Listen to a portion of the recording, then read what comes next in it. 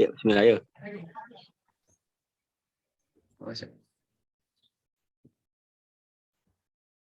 Assalamualaikum warahmatullahi wabarakatuh.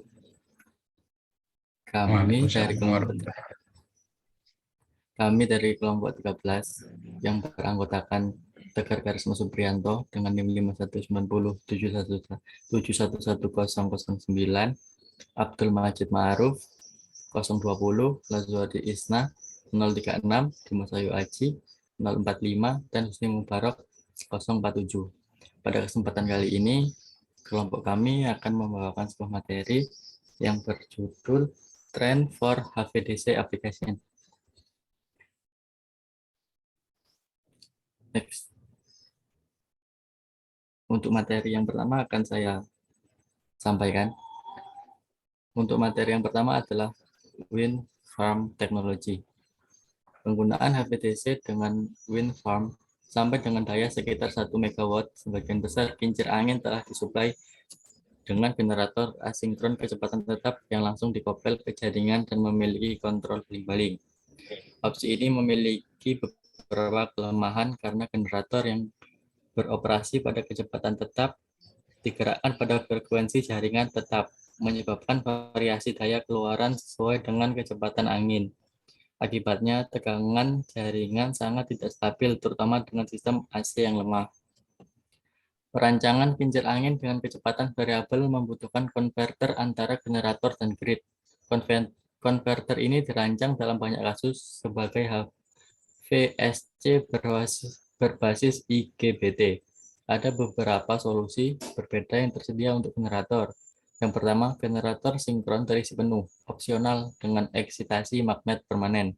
Kedua, kecepatan tetap, kios aktif, turbin angin terregulasi yang menggerakkan generator asinkron.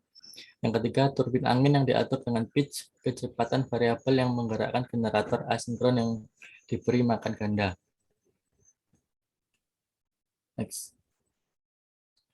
Untuk mengurangi dampak dari kincir angin ke kincir angin karena turbulensi angin, jarak antara dua unit harus sekitar 700 meter sejauh mungkin.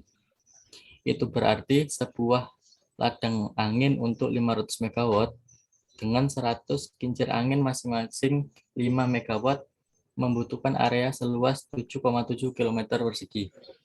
Karena ladang angin menjadi lebih besar dan lebih jauh dari pantai, pembenaran untuk menggunakan HVDC untuk mentransmisikan daya ke jaringan darat menjadi lebih mudah, terutama pada tingkat daya 500 MW atau lebih. Teknologi transmisi voltage source converter atau VSC yang ada tidak dapat menawarkan solusi ekonomis pada tingkat daya ini karena tingginya biaya dari beberapa konverter dan kabel yang diperlukan. Oleh karena itu, pilihannya lebih tepat antara penggunaan AC atau HVDC konvensional. Next. Transmisi HVDC konvensional menawarkan banyak keuntungan dibandingkan transmisi AC. Di antaranya, mengirim dan menerima frekuensi akhir adalah independen. Jarak transmisi menggunakan DC tidak terpengaruh oleh arus pengisian kabel. Instalasi lepas pantai diisolasi dari gangguan darat dan sebaliknya. Aliran daya sepenuhnya ditentukan dan dapat dikontrol dengan cepat.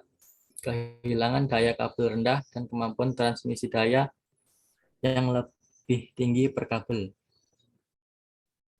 Meskipun sambungan HVDC yang dijelaskan bersifat konvensional karena menggunakan teknologi Tristor, dalam situasi lepas pantai ada banyak aspek yang memerlukan perhatian khusus untuk mencapai kinerja dan keandalan yang diperlukan, seperti penyediaan pasokan tambahan dan sumber tegangan bolak-balik. Next. Berikut adalah gambar single line diagram yang menggunakan HVDC system di offshore aplikasi. Jadi dibagi menjadi 4 bagian. Yang pertama adalah offshore wind farm, yang kedua adalah substation, kemudian converter dan network. Bagian substation ada PMT, generator, dan vector grab. Kemudian terdapat 3 pass to winding converter transformer. Next.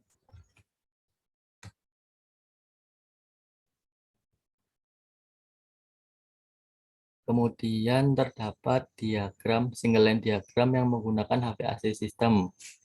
Ini terbagi menjadi bagian offshore wind farm, kemudian substation, dan offshore network. Next.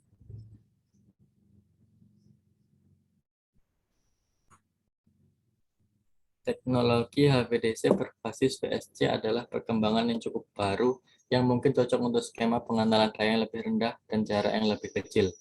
Teknologi VSC memungkinkan fleksibilitas dalam kontrol daya reaktif dan mengurangi beberapa kondisi tegangan rendah lepas pantai.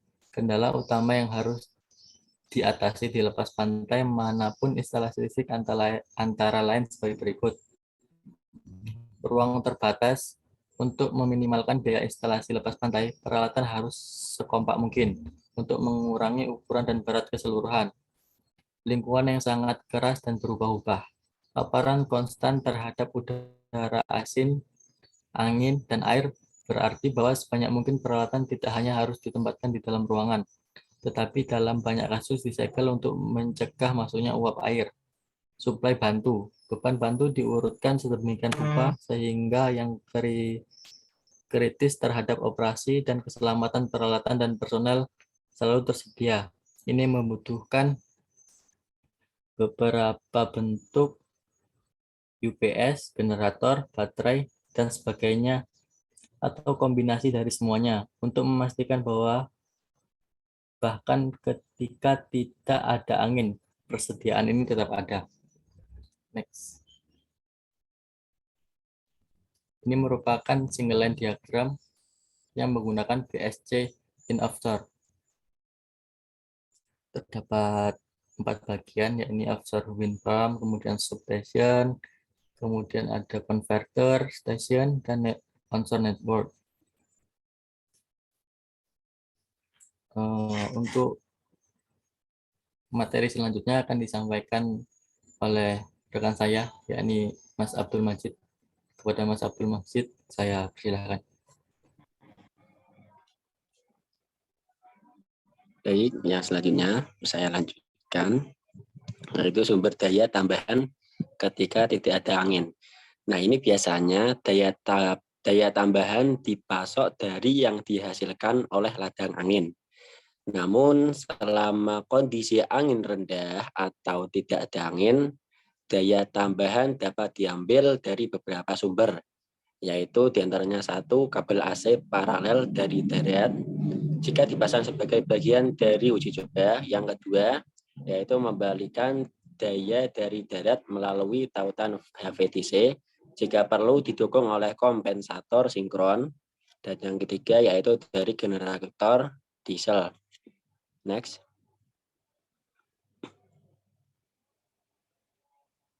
Nah, ini ada beberapa istilah dari buku, dan ini sudah kami rangkum. Di antaranya ada instalasi darat. Ini stasiun konverter HVDC darat adalah instalasi konvensional dengan katup tiristor, trafo, konverter, dan filter AC, dan akan menyediakan fasilitas tambahan yang diperlukan untuk mengontrol ujung lepas pantai dari jarak jauh. Selanjutnya ada efek kabel. Nah, ini efek kabel. Kabel AC memvariasikan arus pengisian kabel menurut kisaran luas penampang atau CSA yang berbeda dari kabel AC. Sebagai CSA, kabel meningkat, kapasitansi meningkat, mengurangi jarak di mana arus pengisian melebihi arus pengenal skema. Yang ketiga ada peraturan perusahaan grid. Ketika semua turbin angin akan terputus jika terjadi kegagalan jaringan, tidak seperti pembangkit listrik konvensional. Generator terbarukan ini tidak akan dapat mendukung tegangan dan frekuensi jaringan selama dan segera setelah kegagalan jaringan. Yang keempat ada sistem peternakan angin lepas pantai. Sistem sambungan listrik dari ladang angin lepas pantai dapat dibagi menjadi sistem pengumpulan lepas pantai dan sambungan transmisi ke pantai. Sistem pengumpulan lepas pantai mengumpulkan produksi tenaga pembangkit listrik tenaga angin dan membawanya ke titik pengumpulan pusat yang kemudian menghubungkannya ke jaringan utama. Dan yang terakhir ini ada transmisi VSC menggunakan Pulse Width Modulation atau PWM dengan frekuensi switching beberapa kilohertz untuk mensistesis tegangan sinusoidal pada sisi AC. Oleh karena itu, distorsi harmonik dari tegangan sisi AC lebih rendah dan lebih sedikit filter tambahan yang diperlukan daripada yang dibutuhkan LCC HVDC. Next. Nah, ini keuntungan utama dari DC link atau 1000 DC dengan AC link. Yang pertama, rugi dan jatuh tegangan pada sambungan DC itu sangat rendah dan tidak ada arus pengisian pada kabel untuk DC. Hampir tidak ada batasan jarak koneksi di luar batasan praktis pembuatan kabel dan pemasangan kabel. Selanjutnya, tidak ada potensi resonansi antara kabel dan peralatan AC lainnya. Yang ketiga, karena sistem pengumpulan dan jaringan utama tidak berpasangan secara serempak, WTG tidak memberikan kontribusi yang signifikan terhadap arus hubung singkat di jaringan utama. Yang terakhir, tautan DC atau DC link menyediakan kontrol cepat daya aktif dan reaktif, sedangkan tautan AC tidak memberikan kontrol lambat atau tidak. PSC mampu mengontrol daya reaktif selama rentang operasi lengkap, sedangkan LCC mengkonsumsi daya reaktif sekitar 50-60% dari daya aktif. Kemampuan kontrol ini memudahkan untuk memenuhi persyaratan koneksi. Next. Nah, ini ada pemodelan turbin angin, ada beberapa rumus. Nah, ini ada beberapa juga istilah-istilah dari simbolnya. Nah, ini di mana PM adalah daya yang diekstraksi dari angin. P adalah kerapatan udara. CP adalah koefisien kinerja atau koefisien daya. Kemudian lambda adalah rasio kecepatan ujung. A, WT, A omega T sama dengan Pi R2 adalah area yang dicakup oleh rotor turbin angin. R adalah radius rotor, VW adalah kecepatan angin, dan B beta adalah sudut pitch blade. Dan berikut adalah itu rumus-rumusnya. Next. Kemudian ada blok diagram untuk skema vektor. Ini dari sisi kiri, paling kiri ada 3 blade turbin, itu masuk ke gearbox, dan kemudian bercabang masuk ke DFG, dan ke optimal tracking. Nah, ini dari optimal tracking, ini didapat dari kecepatan rotor, dan kemudian dari optimal tracking ke rotor side vector control. Nah, ini optimal tracking menghasilkan P daya reaktif dari stator referensi, itu masuk ke rotor side vector control. Kemudian itu mendapatkan juga dari daya reaktif dari stator referensi dan juga dari kecepatan rotor. Nah, ini rotor side vector control juga mendapatkan dari DFG yaitu arus rotor, kemudian arus G, kemudian juga ada tegangan.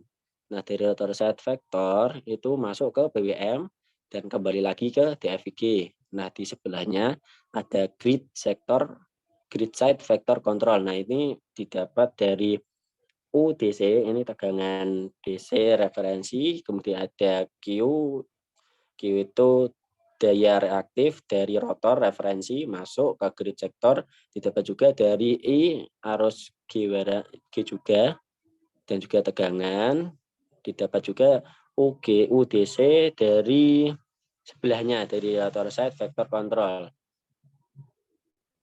Masuk ke PWM, masuk ke DFG. Nah, itu juga kemudian langsung masuk ke trafo. Next.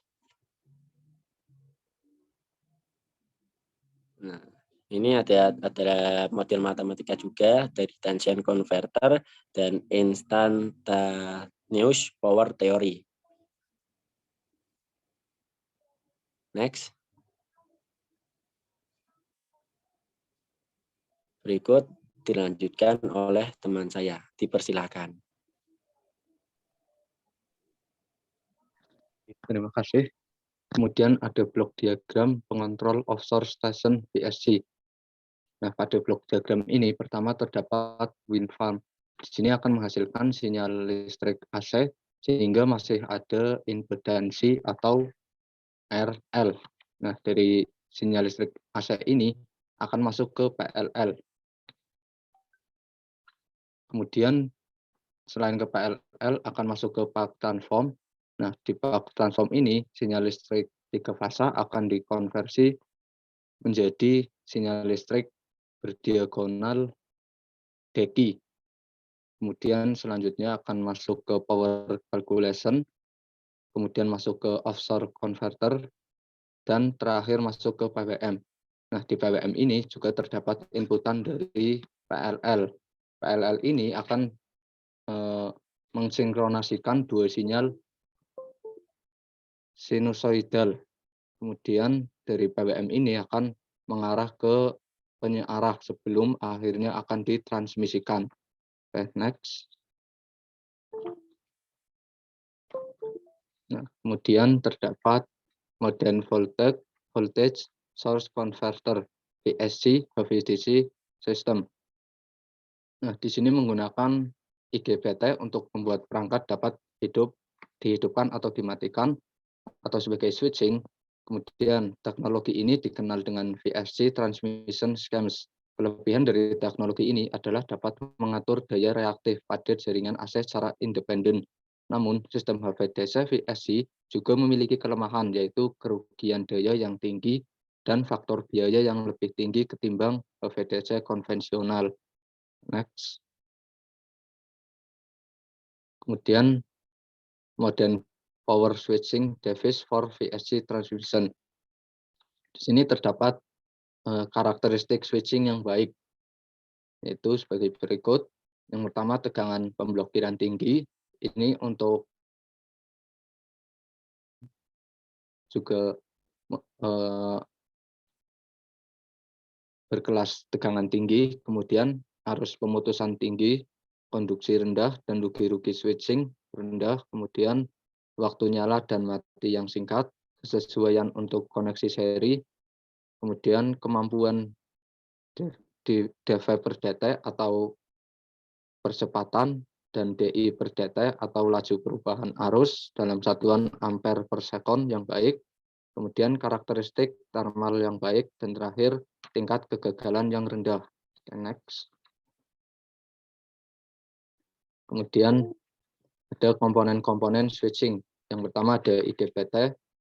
Nah, IGBT ini adalah gabungan dari BJT dan MOSFET yang memiliki keunggulan resistansi rendah sehingga mampu menampung listrik yang tinggi dan membuat efisiensi daya. Kemudian yang kedua ada GTO atau Gate Tune Off Thyristor. Nah, Gate Tune Off Thyristor ini mampu menampung tegangan yang tinggi dengan tegangan gate yang rendah, yaitu dengan tegangan 1200 volt 550 ampere dengan tegangan gate 3,4 volt. Kemudian terakhir ada static induction thyristor atau SITH.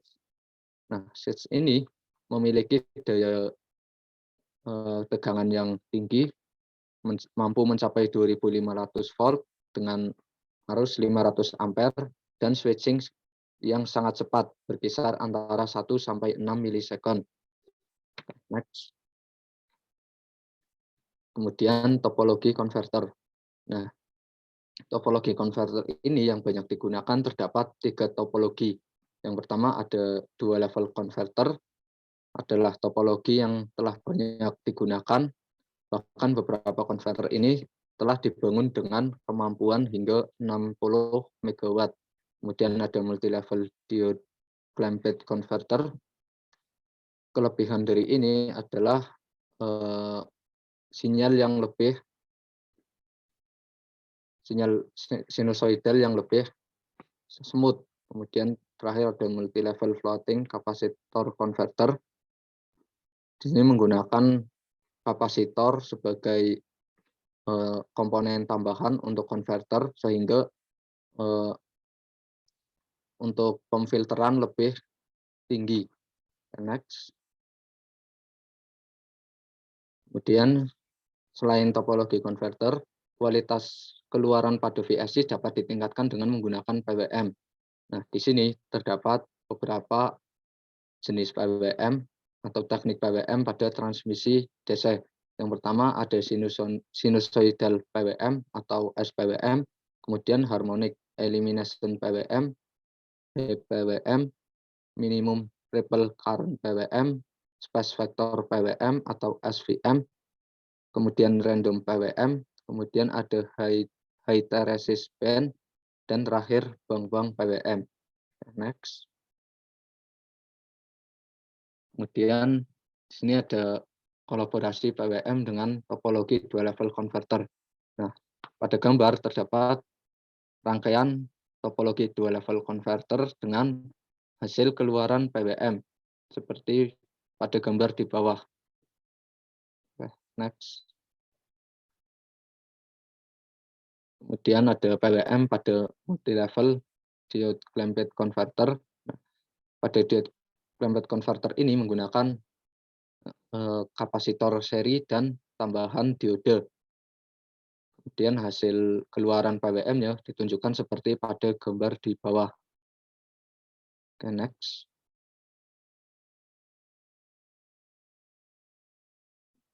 Kemudian terakhir ada PWM pada multi-level floating kapasitor converter. Nah, pada kapasitor converter ini menggunakan kapasitor sebagai tambahan atau lebih dikenal dengan kapasitor terapung dengan hasil keluaran sinyal PWM seperti pada gambar di sisi kanan. Oke, next.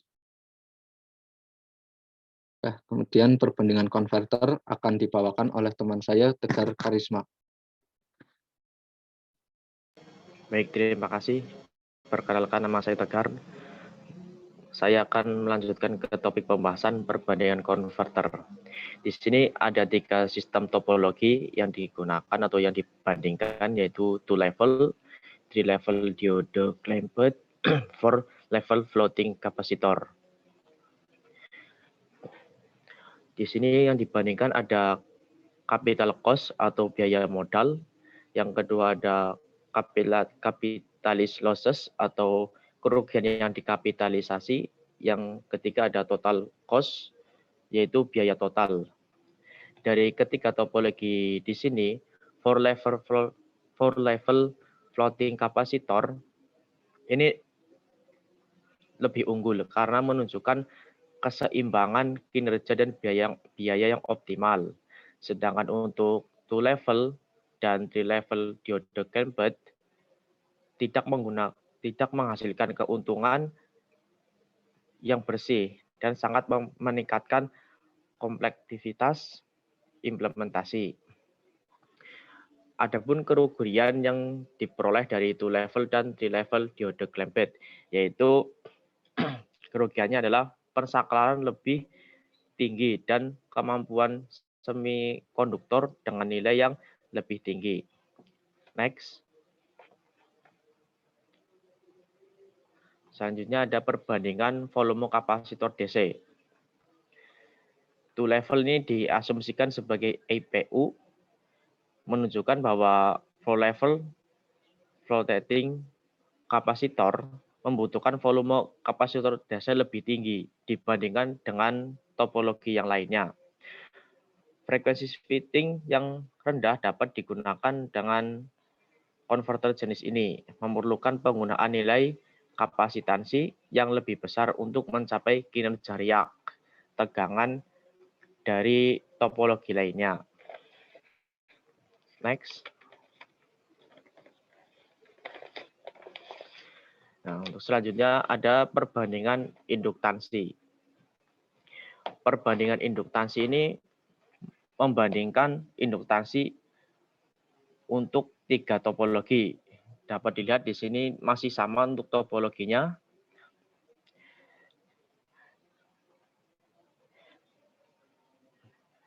Di sini untuk perbandingan induktansinya secara dramatis dengan meningkatkan jumlah level, tidak menunjukkan peningkatan yang signifikan dalam induktansi loop komutasi.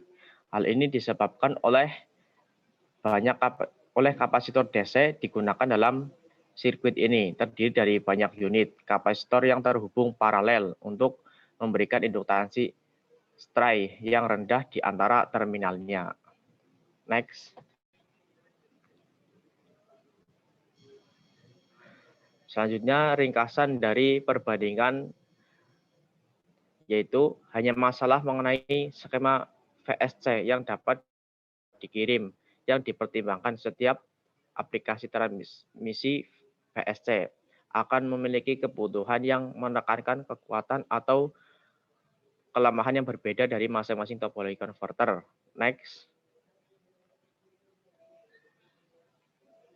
Nah, di sini ada tabel yang diperoleh dari ketiga tadi, ada capital cost perbandingannya losses converter size. Next. Nah, selanjutnya ada sistem HVDC 800 kV. Sebetulnya untuk sistem ini sejak tahun 2004 sudah digunakan. Penggunaannya HVDC meningkat yang melibatkan tegangan di atas 500 kV di Cina, tepatnya di sungai Jinsha, jaraknya mencapai 1000 sampai 2000 km dari pusat beban. Sambungan DC 800 kV direncanakan untuk menghubungkan jaringan Yunnan dengan Guangdong yang berjarak 1500 km. Next. Nah, di sini merupakan tabel dari penggunaan 800 kV DC yang dari Cina, ada Yunnan, Guangdong, dan dengan jaraknya 1500 dan kapasitasnya 24,8 GW pada tahun 2010 sampai 2020, dan ada juga lainnya. Next.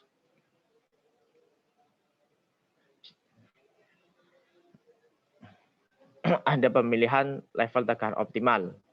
Transmisi daya menentukan titik optimal Vmin pada analisis ekonomi. Perangkat daya P lebih tinggi, tegangan optimal V juga akan meningkat karena pengurangan rugi-rugi daya yang berhubungan dengan kuadrat tegangan balik atau P dibagi dengan V2.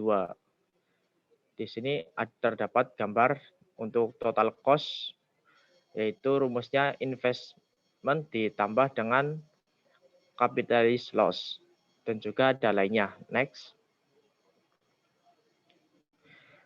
Tegangan optimal. Tegangan ini diperoleh untuk peningkatan daya tertentu dan panjang saluran proyek. Alternatif 800 kV paling unggul karena total biaya dihitung dengan cara investasi ditambah kerugian yang dikapitalisasi. Next.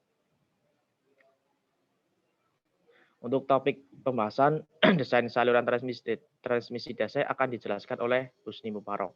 Terima kasih. Baik, untuk selanjutnya itu desain saluran transmisi DC. Di sini terdapat gambar dari desain saluran transmisi DC. Di sini gambarnya menjelaskan tentang ketinggian menara tipikal dan jarak horizontal untuk setiap level tegangan. Perbandingan ini untuk menunjukkan ketiga level tegangan terdapat perbedaan tinggi menara OH dan jarak horizontal D dan R yang tidak terlalu mencolok. Nah, ini menjadikan keuntungan tambahan untuk memanfaatkan tingkat ketegangan yang lebih tinggi untuk proyek transmisi baru. Pertimbangan desain listrik transmisi ini yaitu dengan tegangan 800 kV, saluran transmisi memerlukan pertimbangan untuk corona, insulasi udara, dan isolator. Nah, di sini untuk tegangan 500 kV, maka untuk diameter di sini 13 dan tingginya 47, kemudian raw atau barisnya 65. Kemudian untuk yang 600, diameter 15, tinggi 51, dan raw-nya 82. Dan untuk tekanan yang 800, diameter 20, tinggi 58, dan raw 100. Selanjutnya ada faktor pengaruh performa transmisi HVDC. Yang pertama ada efek corona, Pada transmisi DC, efek corona mencakup medan listrik pada permukaan tanah dan arus ion. Kemudian ada kinerja isolasi udara, data flashover, karakter menara, celah udara, konduktor tanah, ground, dan safar tegangan lebih diperlukan untuk menentukan jarak bebas minimum transmisi HVDC. Lalu ada kinerja isolator, flashover, dan kondisi cuaca dianggap sebagai faktor paling kritis yang mempengaruhi pemilihan isolator pada saluran transmisi HVDC. Lalu pertimbangan desain mempengaruhi efek corona, di mana memerlukan dua set informasi. Yang pertama, metode analitis atau empiris untuk memprediksi kinerja corona dari konfigurasi jalur yang diusulkan. Kemudian yang kedua, kriteria desain untuk kinerja corona yang dapat diterima. Lalu ada transformator converter, merupakan parameter kunci transmisi HVDC, terutama pada tegangan 800 kV. Lalu ada katup thyristor, berfungsi sebagai switching inverter. Kemudian DC harmonic filter kapasitor, dibangun dari beberapa unit kapasitor yang dihubungkan secara seri untuk mencapai kapasitansi yang dibutuhkan. Kemudian RE filter kapasitor, pada dasarnya sama seperti kapasitor filter harmonik. Namun setiap unit tidak terbuat dari kalian logam, tetapi isolator yang mengandung elemen kapasitif dan resistor grading. Baik, untuk selanjutnya saya kembalikan ke moderator.